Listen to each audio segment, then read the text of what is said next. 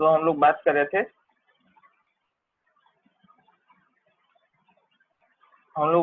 थे कि data type की, है ना। तो मैं क्या कह रहा था कि आप लोग में से किसी को ये लग सकता है कि सर जो है डेट नंबर वाले में क्यों नहीं आ जाता, है ना। तो वही मैं बोल रहा हूँ कि नंबर्स वाले में आपको अलाउ नहीं करेगा एसक्यूएल कि आप हाइफन ऐसे डाल दो। और अगर आप हाइफन या स्लैश नहीं लिखो डेट में, तो ये 8 डिजिट लिख के कोई समझ नहीं पाएगा कि ये डेट के बारे में चर्चा हो रही है ना। तो डेट जो है एक अलग टाइप का डेटा होता है, इसीलिए वो नंबर वाले कैटेगरी में नहीं आता है ना। ये डेट के लिए अलग से एसक्यूएल में प्रोविजन है कि आप उसको डेट, टाइम और ईयर के लिए कैटेगरी आप सेट कर दो कि इस कॉलम में जो है डेट की डेट ही मेंशन होगा अलग अलग इवेंट्स का, है ना। हो सकता है सारे एम्प्लॉय का डेट ऑफ बर्थ हो, है ना। कंस्ट्रेंट, आप कंस्ट्रेंट लगा सकते हैं, है ना। अलग अलग कॉलम में आप कंस्ट्रेंट लगा सकते हैं कि आप आपको एक अलर्ट, एरर का अलर्ट मिल जाए अगर वो कंस्ट्रेंट, वो कंडीशन, इस तरीके से कर सकते हैं, ये कंडीशन फुलफिल नहीं हुई तो हमें अलर्ट मिल जाए, है ना। जैसे कि आप मॉल में जाते हो तो वो चेक मशीन रहती है ना, मेटल डिटेक्टर, तो चेक करके आपको बता देती है तुरंत कि जैसे मॉल का एक कंडीशन है कि आप लोहा का या कुछ शार्प ऑब्जेक्ट नहीं लेके जा सकते, तो मेटल डिटेक्टर डिटेक्ट करके आपको अलर्ट भेज देता है ना, कि इनके पास है, तो फिर आपको वो चीज हटाना पड़ता है। उसी तरीके से आप अगर चाहते हो कि आप अपने टेबल में एक सर्टेन कंडीशन को फॉलो करो, तो आप जो है वो कंस्ट्रेंट लगा सकते हैं, है ना। क्या कंस्ट्रेंट है कि नॉट नल, नॉट नल एक कंस्ट्रेंट हो सकता है कि मैं जो है इस कॉलम में जो इस कॉलम इस फलाना कॉलम में कोई भी एंट्री होगी वो खाली नहीं होगी, है ना। इस कॉलम में जितने भी रिकॉर्ड हैं हमारे पास, जितने भी हमारे पास रिकॉर्ड्स हैं, उसके लिए ये पार्टिकुलर फील्ड में, इस पार्टिकुलर एट्रीब्यूट, ये पार्टिकुलर कॉलम के लिए कोई भी सेल खाली नहीं होना चाहिए, कुछ ना कुछ डेटा होना चाहिए, नॉट नल। अगर खाली रह गया तो फिर एरर आ जाएगा, वो चीज डेटा में जो है इंसर्शन नहीं होना चाहिए, है ना। अब डेटा वो कमांड जो है वो अभी हम आगे देखेंगे, लेकिन याद तो आप लोगों को होगा ही कि इंसर्ट कमांड से हम डेटा इंसर्ट करते हैं, आप लोगों ने क्लास में किया भी है, ठीक है। डिफॉल्ट डिफॉल्ट क्या कर सकते हैं कि भाई अगर मैं कोई चाहूँ तो खाली अगर छूट जाए तो मैं एक डिफॉल्ट वैल्यू वहाँ पे सेट कर सकता हूँ, है ना। जैसे कि जैसे आप लोग जानते हो लॉगरिदम आप लोगों ने पढ़ा होगा कि अगर log 2 लिखा हुआ है या log 30 लिखा हुआ है, तो आप लोग खुद से अज्यूम कर लेते हो कि वहाँ पे बेस क्या 10 है। तो वो वाली बात है ना, कि आप डेटाबेस में एक पार्टिकुलर कोई कॉलम है, उसमें आप चाहते हो कि अगर कुछ रिकॉर्ड नहीं लिखा जाए तो वहाँ पे एक डिफॉल्ट वैल्यू सेट हो जाए, वो अपने आप ले लिया जाए। कुछ भी आप लिख सकते हो, डिफॉल्ट को आप NA लिख सकते हो, डिफॉल्ट को सेट कर सकते हो कि जहाँ पे हमने ब्लैंक छोड़ दिया वो अपने आप वहाँ पे क्या लिखा जाए, नॉट एप्लीकेबल, है ना। उसके अलावा क्या कंडीशन लगा सकते हो, यूनिक, कि भाई कोई इस कॉलम में कोई भी रिकॉर्ड जो है रिपीट नहीं होना चाहिए। यूनिक यूनिक कंस्ट्रेंट इस चीज को इंश्योर करेगा। अगर आपने जो है बार बार, मान लिया आपके क्लास में 2 लोगों का रोल नंबर 3 आ जाता है ना, या 2 लोगों का रोल नंबर 4 आ जाता, तो भाई इससे तो एरर आएगा। आप तो चाहोगे कि ऐसा कभी ना हो, है ना। तो आप यूनिक कंडीशन, जब जब एडमिन के लोग आपका डेटा डेटाबेस में रख रहे होंगे, तो उन्होंने यूनिक कमांड जो है, यूनिक कंस्टेंट जो है उस पार्टिकुलर आपके रोल नंबर वाले जो कॉलम है उसके लिए यूनिक कंस्टेंट लगाया होगा। प्राइमरी की वो होता है जो कभी भी रिपीट नहीं होता है और ना ही वो ब्लैंक होता है ना। तो आगे हम देखेंगे कि तो प्राइमरी की ये कह सकते हैं कि प्राइमरी की 2 कंडीशन का यूनियन है। पहला तो ये नॉट नल वाला और दूसरा यूनिक वाला, है ना। प्राइमरी की जो है कभी खाली नहीं हो सकता, है ना, और जितने भी वैल्यूज होंगे, है ना, वो यूनिक होने चाहिए। Not null constraint, not null constraint देखेंगे, है ना, क्या होता है। पहले तो मैंने बता ही दिया है, और इस टेबल में भी देख लेते हैं। तो कहता है कि not null constant ensure that a column can not have a null value, है ना। तो अगर आपके कॉलम, फॉर एग्जांपल यहाँ पे इसकी एज जो है, बॉब की एज जो है 21 मेंशन है, अगर यहाँ पे मैं नॉट नल कमांड डाल दूं तो बॉब का एंट्री करने के बाद अगर मैं ये वाला खाली छोड़ के आगे बढ़ जाऊं तो मुझे एरर आ जाएगा। बॉब का बाकी जो भी डेटा है ना वो भी हमारे टेबल में नहीं आ पाएगा।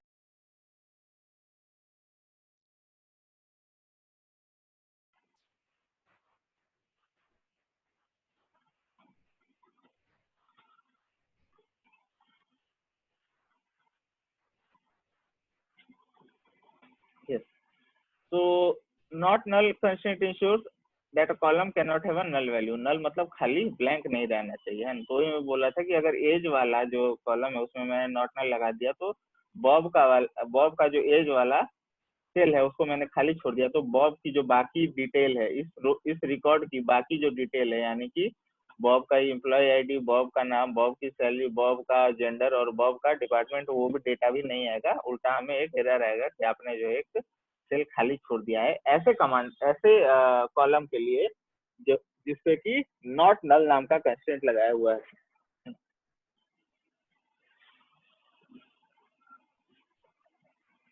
अच्छा, डिफॉल्ट कंस्ट्रेंट। डिफॉल्ट कंस्टेंट क्या करता है, एक डिफॉल्ट वैल्यू सेट करता है जहाँ पे कि अगर कोई भी वैल्यू स्पेसिफाइड नहीं है तो एक डिफॉल्ट वैल्यू वहाँ पे आ जाए, है ना। सो आगे बढ़ते हैं। Unique constant.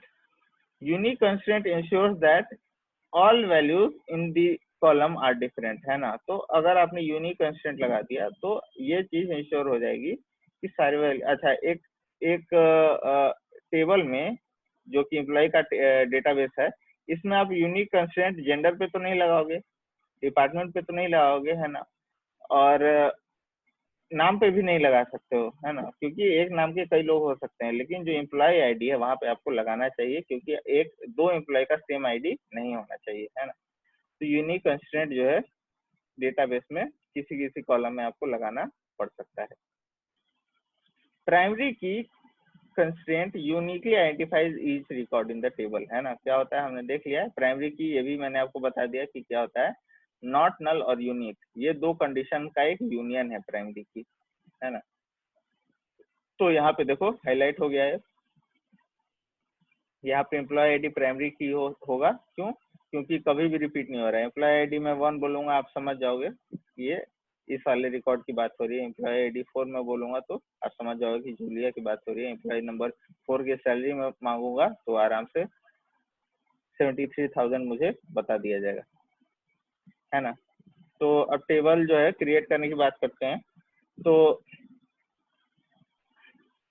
क्रिएट टेबल में आप ये, जब आप टेबल क्रिएट करोगे तो आप जो है ये सारे कॉलम के नाम जो है आप वहाँ पे नंबर ऑफ कॉलम और हर कॉलम का जो है वो क्या नाम है वो आप डिसाइड कर लेते हो उस टाइम पे। तो नेम द टेबल, ठीक है, पहले टेबल का नाम, उसके बाद कॉलम को डिफाइन करना है, फिर assign the type of data. जो बात मैं कह रहा हूँ बार बार कि आप जब क्रिएट करते हो टेबल तो उसी समय आप डिसाइड कर लेते हो कि किस किस कॉलम में किस किस टाइप का डेटा जाएगा, किस किस कॉलम में कैरेक्टर है, किस कॉलम में वेरिएबल कैरेक्टर है, किस कॉलम में integer, big integer, so on and so fourth, किस टाइप का डेटा है ना। तो सिंटेक्स क्या है, क्या कमांड है टेबल क्रिएट करने का, कि क्रिएट टेबल, उसके बाद टेबल का नाम और उसके बाद फिर आप ब्रैकेट ओपन करिए, कॉलम 1 डेटा टाइप, कॉमा। अच्छा, ये इंटर इंटर मारा हुआ है, तीन रो में लिखा हुआ है ना, या फिर यहाँ पे 10 कॉलम होते 10,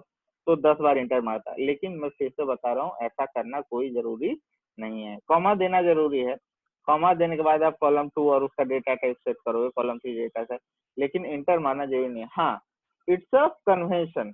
आप अगर ऐसा करोगे तो आपको बाद में अपना जो कोड आपने लिखा है वो समझने में आसानी होगी। ठीक उसी तरह जिस तरह यहाँ पे क्रिएट टेबल एक कमांड है जो कि कैपिटल में लिखा हुआ है। अगर मैंने इसको स्मॉल में भी लिखा होता तो कोई फर्क नहीं पड़ता, लेकिन ये कन्वेंशन है, ये एक प्रोग्रामर जो कोडिंग करते हैं, जो लोग प्रोग्रामिंग करते हैं, ये एक कल्चर की बात है कि, है ना, कि एक उसको क्या बोलते हैं, प्रचलन है कि भाई कमांड वाला है जो वो कैपिटल में लिख लो और बाकी सारी चीजें स्मॉल में, ताकि डिफरेंशिएट करने में आसानी हो जाए, है ना। ऐसा कोई जरूरी नहीं है कि आप क्रिएट टेबल और यहाँ पे प्राइमरी की ये सब कैपिटल में ही लिखो, है ना।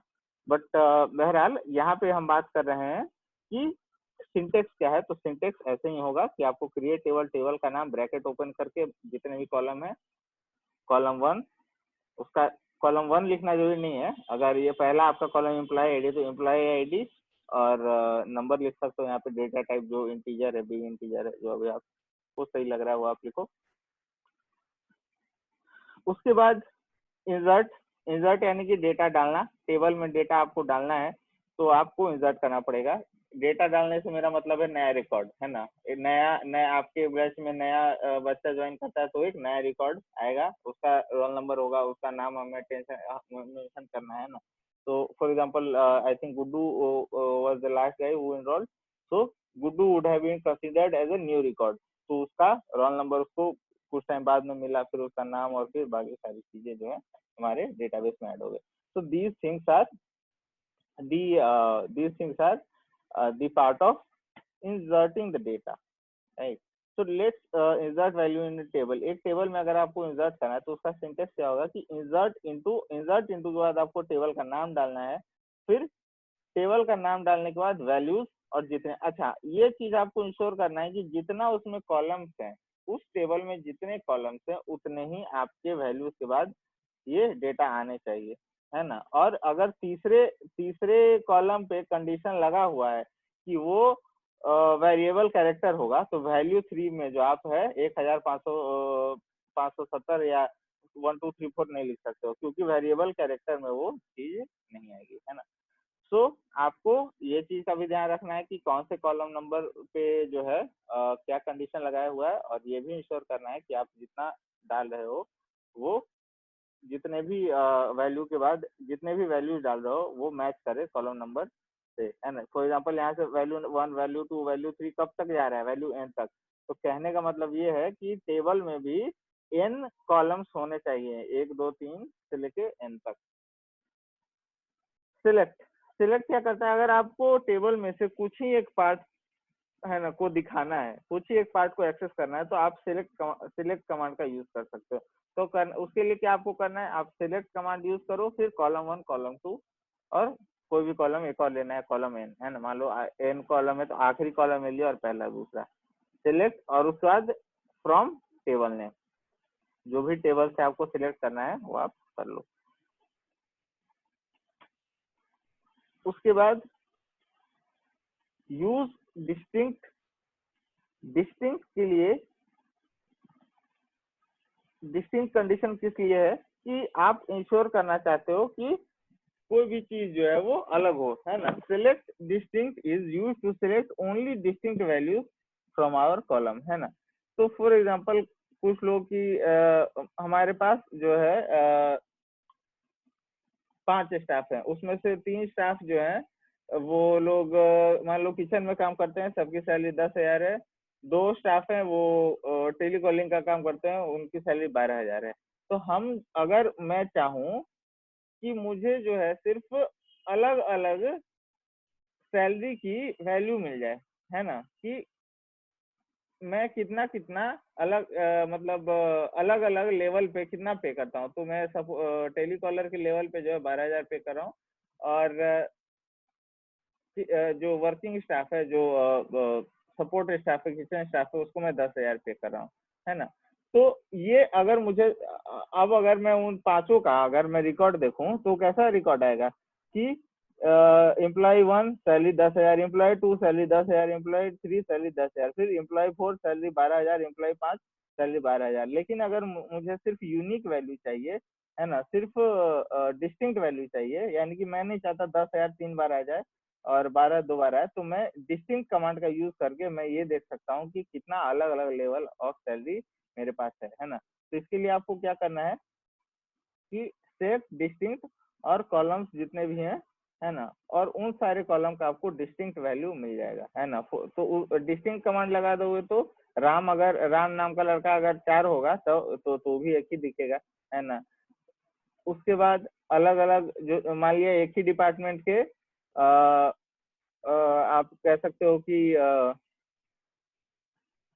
एक ही डिपार्टमेंट में 5 लोग हैं, है ना, और आपने कंडीशन ऐसी रखी है कि मुझे जो है गिनना है ना, कि मेरे कंपनी में कितने डिपार्टमेंट है। तो अगर आपने डिपार्टमेंट पे डिस्टिंक्ट कंडीशन लगा दिया और आपके डिपार्टमेंट में अगर आपके कंपनी में 3 डिपार्टमेंट है और आपने डिपार्टमेंट वाला जो कॉलम है ना, जैसे कि इस टेबल में यहाँ जेंडर है, एम्प्लॉय डिपार्टमेंट है। अब अगर यहाँ इस डिपार्टमेंट पे मैं डिस्टिंक्ट कमांड लगा दूंगा तो मुझे क्या रिजल्ट में आएगा? ऑपरेशन, सपोर्ट, एनालिटिक्स और सेल्स, है ना। एनालिटिक्स 2 बार आ रहा है लेकिन एक ही बार वो दिखाएगा, ऑपरेशन 2 बार आ रहा है तो एक ही बार दिखाएगा। तो 4 ही रिकॉर्ड मुझे दिखाई देंगे, कौन कौन से? ऑपरेशन, सपोर्ट, एनालिटिक्स और सेल्स, है ना। तो जो जो यूनिक वैल्यू है ना इस रिकॉर्ड में, ये यूनिक वैल्यू मुझे दिख जाएगी। तो डिस्टिंक्ट कमांड यही करता है ना, कि कोई भी चीज जो है बार बार एक कॉलम में रिपीट हो रही है तो इसका मतलब अगर मुझे उस चीज को अवॉइड करना है तो मैं डिस्टिंक्ट कमांड लगा सकता हूँ।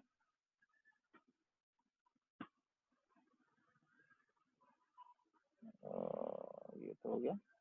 वेयर क्लॉज एक कंडीशन के लिए होता है, तो where clause is use to extract record which satisfy a condition. आपको एक कंडीशन लगाना है ना। मैंने जब पहला बार ये करवाया था तो क्या मैंने बोला था कि जो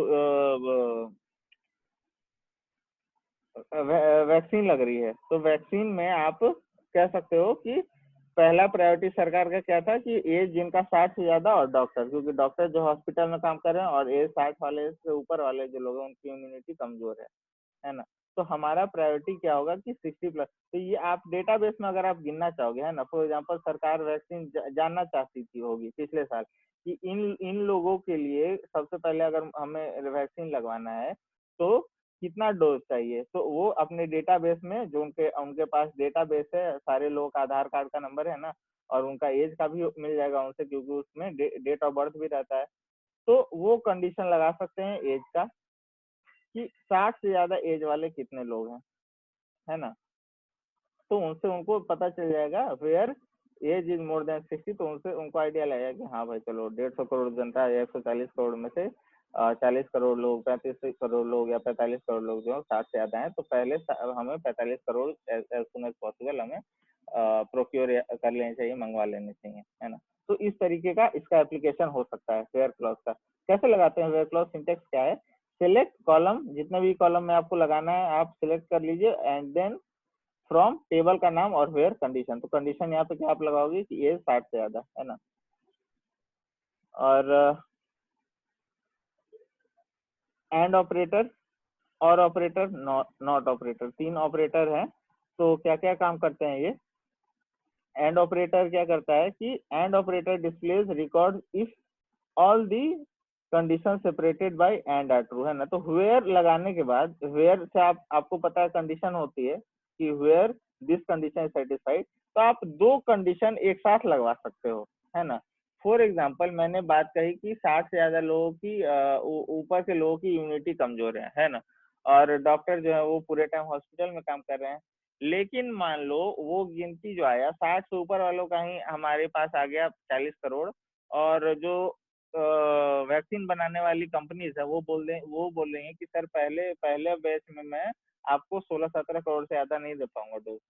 तो अब क्या सरकार सोच सकती है कि एक काम करते हैं, ये 40 में जो डॉक्टर है ना उनको पहले लगाते हैं, है ना, या फिर मतलब और कम मान लिया बोलता है तो बोलता है कि 1 ही करोड़ अभी 1 करोड़ जो है वो इसी महीने मिल जाएगा आपको। तो सरकार क्या सोचती है कि इस महीने वो सारे डॉक्टर जिनकी एज 60 से ज्यादा उनको पहले लगवा लेते हैं। तो वो गिनना कि कितने डॉक्टर्स हैं जिनकी एज 60 से ज्यादा है और वो डॉक्टर है बाय प्रोफेशन, वो गिनने के लिए आप क्या कमांड लगाओगे?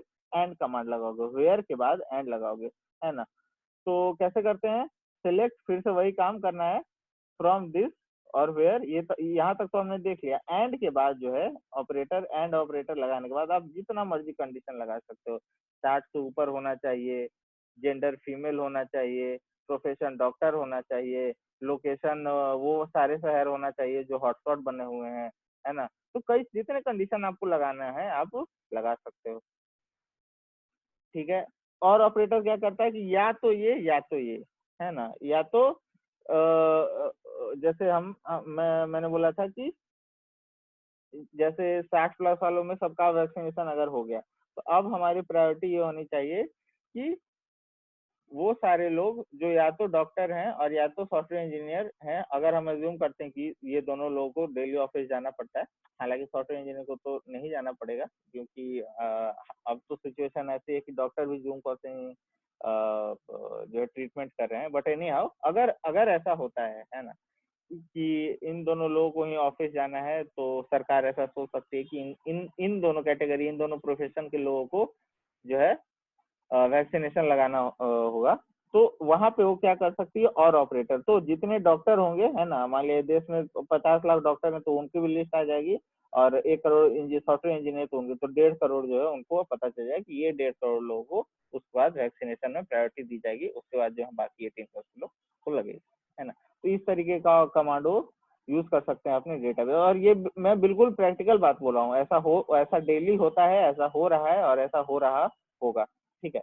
Because this is the quickest वे। आप 1.5 करोड़ 2 करोड़ लोगों को 100 करोड़ में से 1.5 करोड़ से ढूंढने जाओगे तो फिर तो हो गया।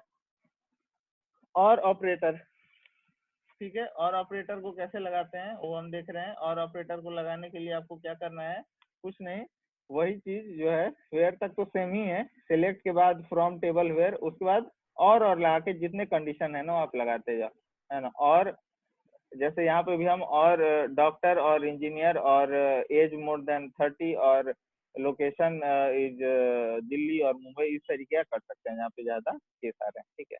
नॉट ऑपरेटर तब है जब आप एक्सक्लूड करना चाहते हो, है ना, वो ये चीज गिनती में नहीं आनी चाहिए, है ना। फॉर एग्जाम्पल हम क्या कर सकते हैं कि हम ये समझ सकते हैं कि डॉक्टर इंजीनियर को जो है वैक्सीन लगाना जरूरी है और एक्टर्स को लगाना जरूरी नहीं है, या फिर हम ये सोच सकते हैं कि हमें सॉफ्टवेयर इंजीनियर को वैक्सीन नहीं लगवाना, ऑक्यूपेशन जिसका एक्टर और डॉक्टर है उनको हम लगा। तो कहने का मतलब ये है कि आप कंडीशन जो है किसी को रखने के लिए, इंक्लूड के लिए नहीं, एक्सक्लूड यानी कि अपने डेटाबेस से हटाने के लिए भी आप लगा सकते हो, है ना। तो आपको वही चीज करनी है वेयर तक, और उसके बाद वेयर के बाद नॉट लगा के जो भी आपकी कंडीशन है वो आप लगा सकते हो, है ना। जैसे यहाँ पे नॉट आप सॉफ्टवेयर इंजीनियर लगा सकते हो क्योंकि हम ये अज्यूम कर सकते हैं कि सॉफ्टवेयर इंजीनियर जो है वो घर से काम उनको अलाउ करती है मोस्ट ऑफ द कंपनी, कि आप घर से ही काम करिए, तो उनको जो है वैक्सीनेशन में प्रायोरिटी ना दी है, ऐसा हो सकता है, ठीक है। और वैसे ही लाइक ऑपरेटर है, बिटवीन ऑपरेटर है।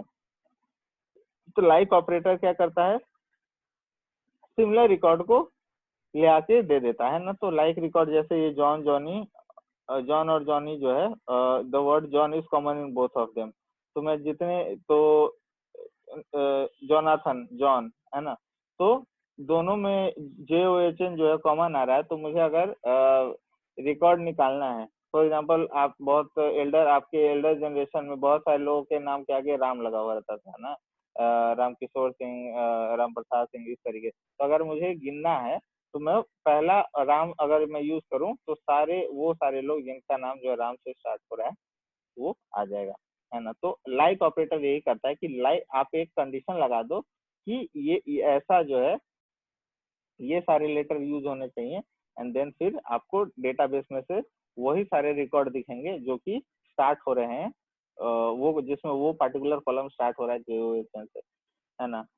तो उसी तरीके से उसके लिए आपको क्या करना है, परसेंटेज और ये सिंबल लगाना है, अंडरस्कोर सिंबल लगाना है। परसेंटेज कब, जब मल्टीपल कैरेक्टर हो, और अंडरस्कोर कब, जब सिंगल कैरेक्टर हो, है ना। तो select column list from table where तक तो सेम ही है, कॉलम लिस्ट, उसके बाद underscore N, like underscore percentage percentage percentage, है ना। तो आपको जो है कॉलम किस पार्टिकुलर कॉलम में, है ना, फॉर एग्जांपल नाम वाले कॉलम में आपको ये फलाना रिकॉर्ड देखना है कि जिसमें राम से RAM से स्टार्ट हो रहा है, तो आप अंडरस्कोर राम करके परसेंटेज डालोगे तो आपको मिल जाएगा, है ना।